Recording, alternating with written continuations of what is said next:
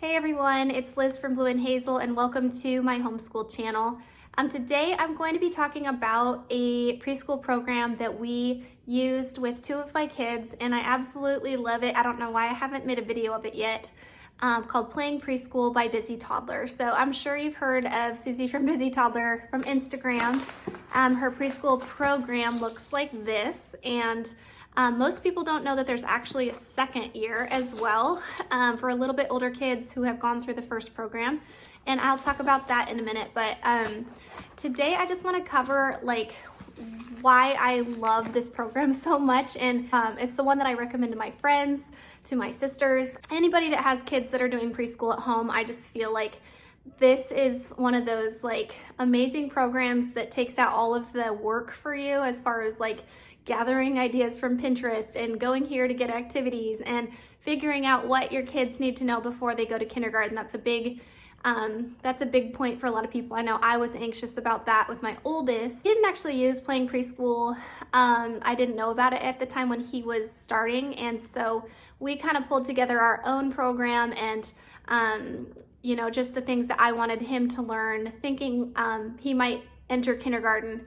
We didn't know at that time that I was going to homeschool all the way through. And so preschool for me with him was a little bit more I had to figure out everything that I wanted to do for him. And I had 3 kids under 4 at that time. So I just didn't have a lot of brain space for planning fun activities. And so we did do stuff like Play-Doh and hands-on, and here and there we do art projects and stuff like that, but it was really random and sporadic and more just following.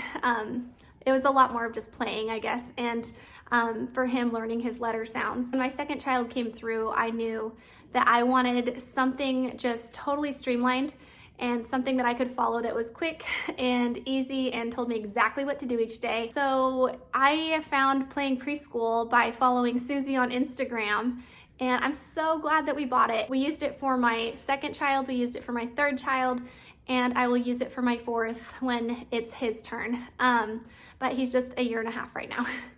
So I want to answer a few questions that you might have on what Playing Preschool is, first of all. And it's basically a play-based program. There's no worksheets at all. And it's everything that your kid might need to know before they enter kindergarten. Now, if you're homeschooling and you already know you're homeschooling for the kindergarten year or elementary years, then obviously you probably don't need to feel oh, what do they need to know by kindergarten? Most of it is play anyways, and kids learn so much through just playing. But if you feel like you might send your child to kindergarten, then you can definitely know Susie, the author of Playing Preschool, was a kindergarten teacher before she wrote this book, so she knows exactly what kids, ideally, what she would love to have kids know before they come into kindergarten. And her mom also helped her to write the book, who was also a kindergarten teacher. Now, naturally, there's going to be kids who have had no preschool coming in and kids who have done something like a complete preschool program. And so they meet kids where they're at. But as far as you feeling prepared, you can know that they did a really thorough job in just getting kids to understand numbers and consequences and, their letters and the sounds and things like that. It's all in here. One other question that I get a lot about Playing Preschool is what is the age range for it? And since there are 2 books, Playing Preschool 1 and Playing Preschool 2, can you skip year 1? And so to answer the first, so for the age range for Playing Preschool 1, on Susie's website, she says no earlier than 2.5, and that it's kind of built to be around age 2.5 to 5 for the year 1 book. And I found that with our kids, honestly, I started them a lot later. I feel like it was different for each kid, but 3.5 was about the age that my daughter was, I think, and she was a pretty eager learner. And then we started my son closer to age 4. And so he did some of the things alongside her as she was doing some things too, but which is one of the great parts of this program, is that you can have kids on different ages doing some of the same activities, listening to the same books, the same songs and poems, it's fine. They'll absorb it in different amounts. So it's real flexible in that way, but I generally kind of aim for, in my head, at least around age 4 for preschool, in preschool activities and anything that's like one-on-one with mama, formal type of stuff. So you can go earlier if you want to, you can go later if you want to. A lot of it is just play anyways, but I would say like the new part that is a little weird when you first start with a preschooler is that they're used to just like, they're not used to like anything formal at all. And so for my kids at least, it felt like it was a little bit like, okay, we're going to do preschool right now, come listen to mom, we're gonna do this activity, we're gonna read this book, we're gonna talk about this thing. And so it was a little bit of like, what? At first I feel like there was this transition of them being like, oh, this is like school that we're gonna do, This was kind of the first formal, like, we're gonna follow directions type of thing that they were exposed to. So that can take a little bit of time to do, and you want to know that before you start, your kids can at least follow directions and, have 5 to 10 minute attention span type of thing. As far as skipping year 1, Susie says not to skip year 1.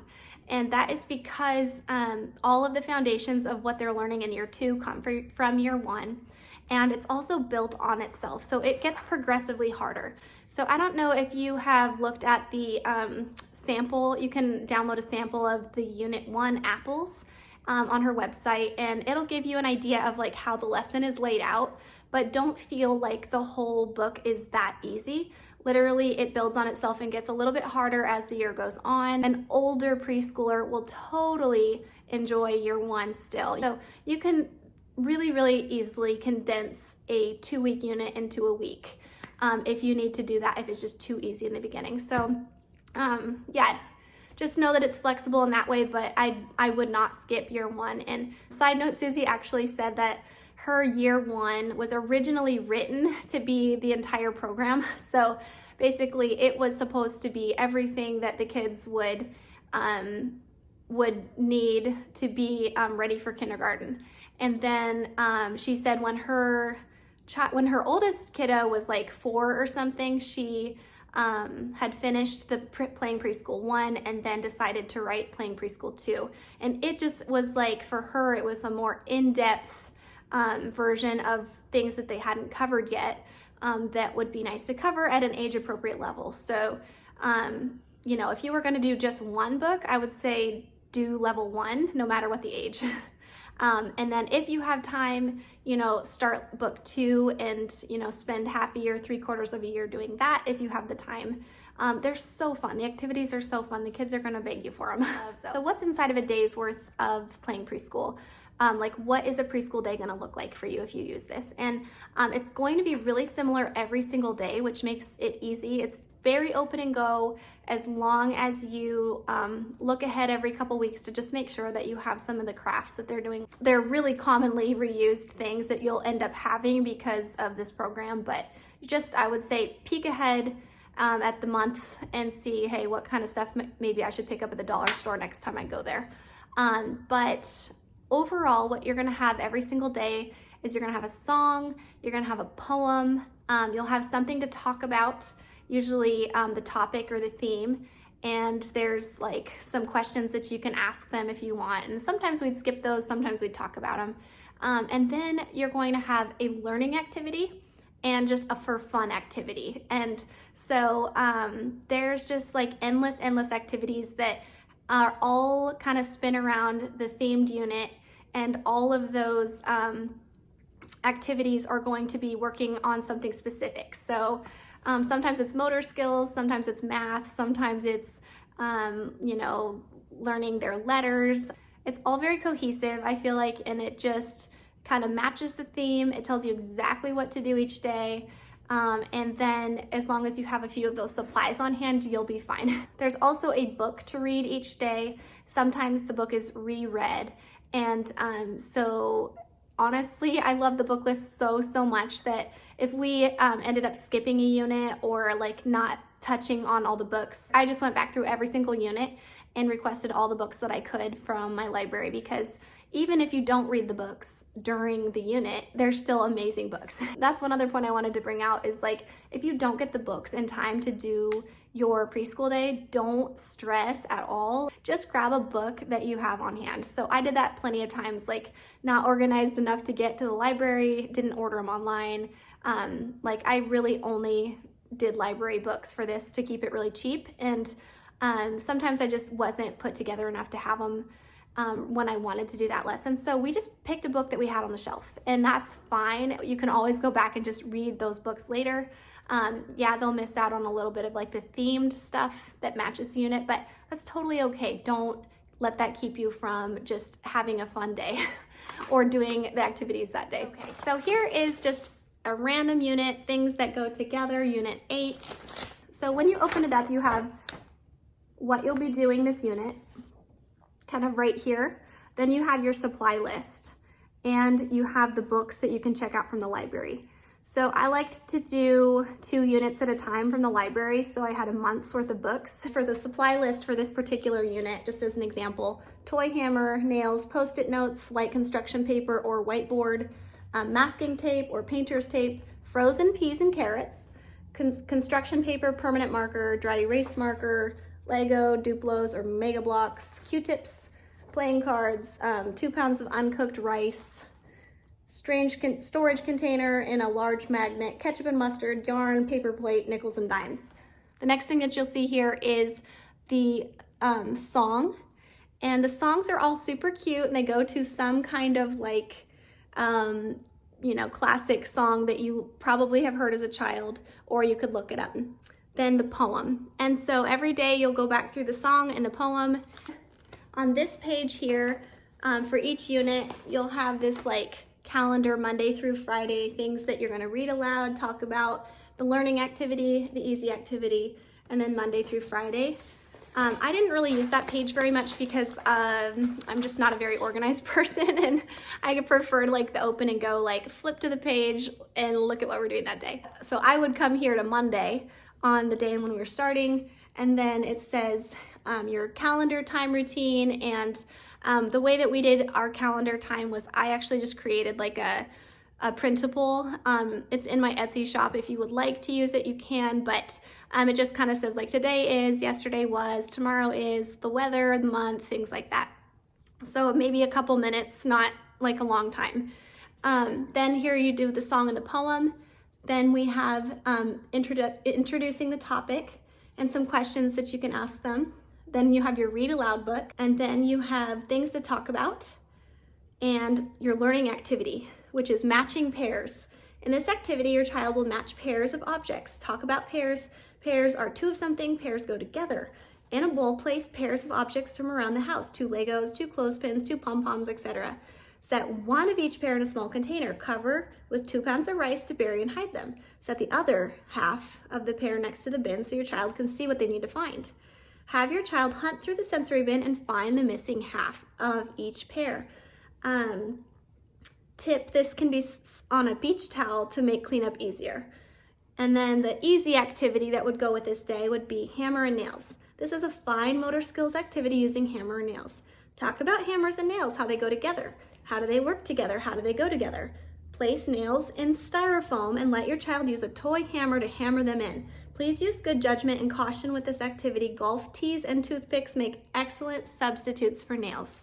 So trust Susie to have like stellar 100% awesome activities in here. Usually it ended that my kids were like asking me to do the next day's activities or another activity, like because this was kind of the first time where they had this like really fun thing planned out for them that was, you know, just took a tiny little bit of effort on my part, and they were like loving it. So the next day you would flip to Tuesday, and here you would have the same thing, that morning calendar time, song and poem, review the topic, reread Monday's read aloud. Things to talk about. Here we'll introduce the letter Q. We'll draw a letter Q on a piece of paper or a whiteboard, upper and lowercase, and we'll tell them this is the Q letter, this is the sound it makes. Some words that start with Q you'll say, and then the learning activity is an alphabet hunt. In this activity, your child will find the letter Q on Post-it notes. Take a stack of Post-it notes and write Q on some and others. Hide them around the house and have your child find them. Can I just like stop and say how simple this is and how much fun it is? Like anytime I did a Post-it note find, like hide and seek thing, like, oh my goodness, they loved it. And this was, you know, always like getting them moving, getting exercise. I could just kind of sit on the couch and watch them go for it. And okay, hot and cold, you know, things like that if they needed hints. But they just love this. It's so simple. I never would have come up with this on my own. Thank you, Susie, for doing this. And if you just want to add a little fun to your preschool, seriously, her activities are stellar. I can't say that enough. So then the easy activity is the 10 frame counting, and they'll count with the 10 frame, which I was so happy now that we have older kids doing math with confidence, and they're using the 10 frame all the time for building number sense.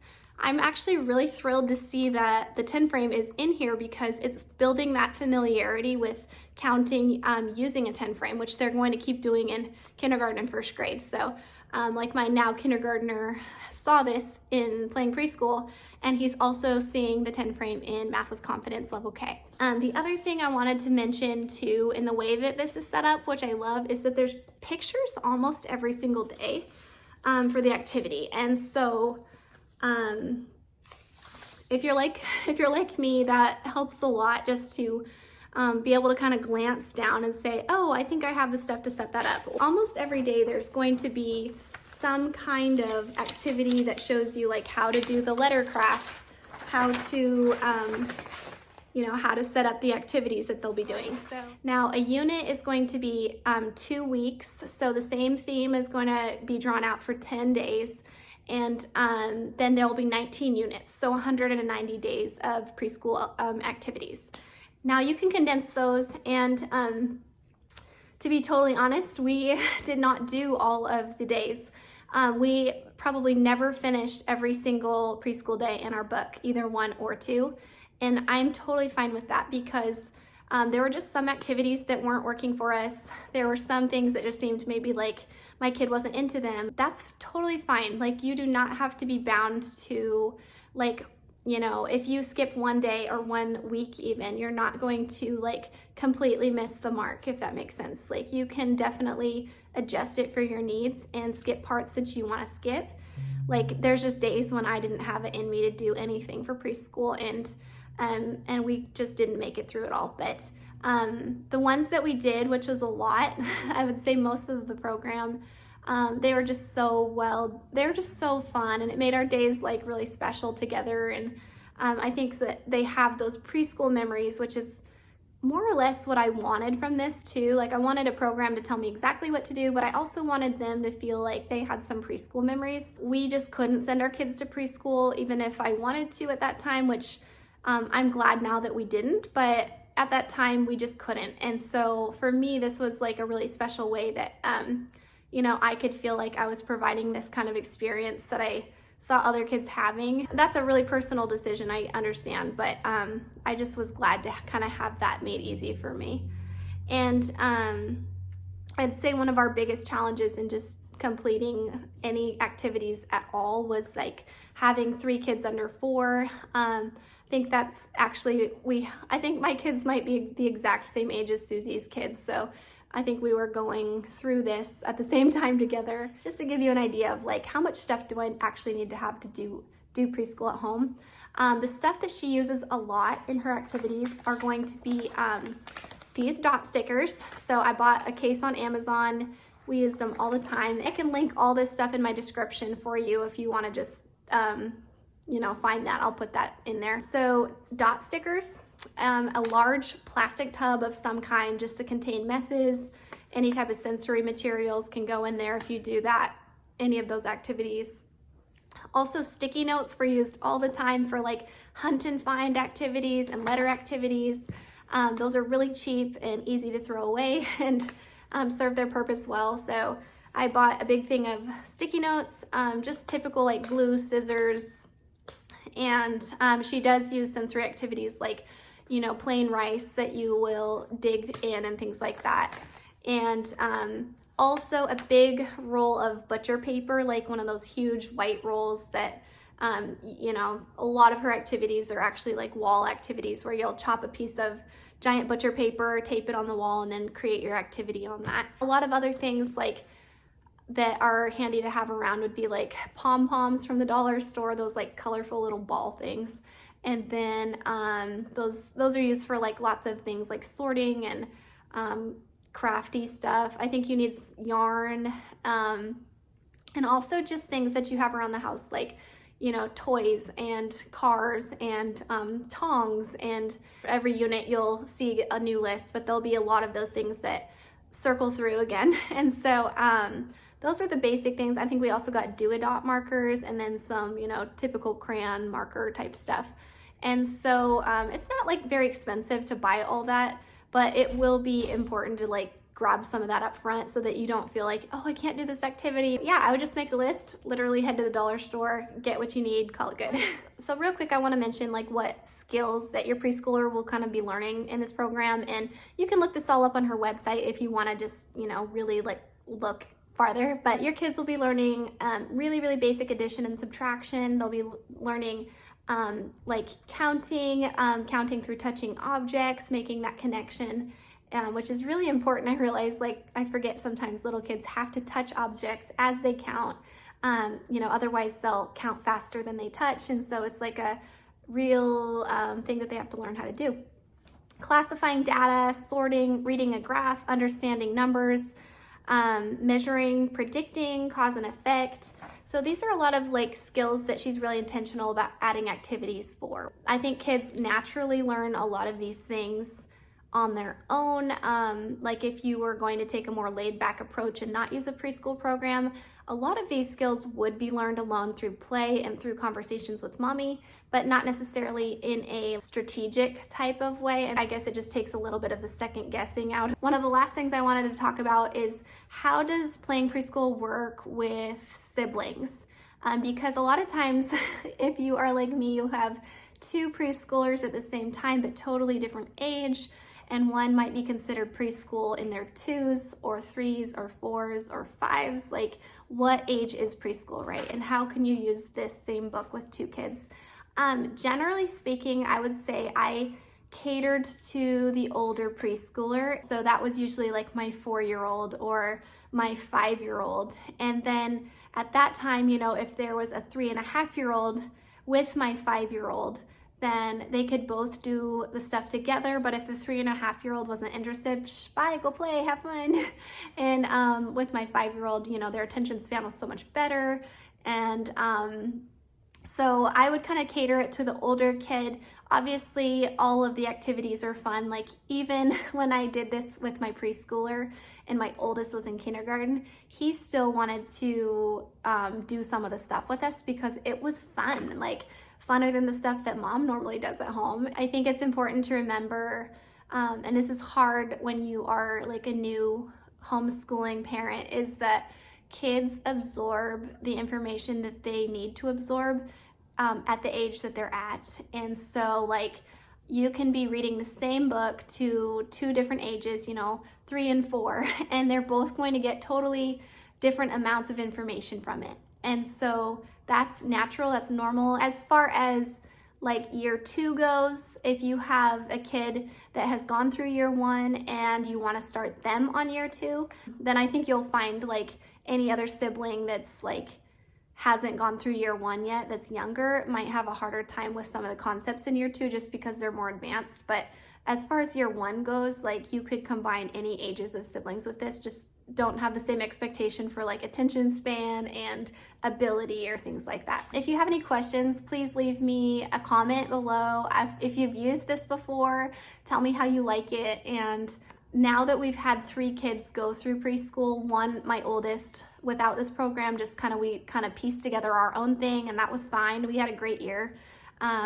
You know, I totally believe that you can create your own preschool. It's not rocket science, but I also know that it's really fun to just have like some of those curated activities that I would never come up with on my own. And it's nice to just flip to a page and have it be like, okay, here's some fun stuff to do with your child. And so looking back on that now, like the reason I'm glad that we ended up doing that instead of just kind of winging it is that I feel like they have these special memories. Like my kids see this book in, because we don't have a preschooler right now, they'll see this book on the shelf and they'll be like, oh, remember that thing we did? Or, you know, they remember it. And so because that was, I think the picture on the cover for them was actually attached to some of those special times that we had with Mom doing fun preschool stuff. And so I'm glad we did it for those memories.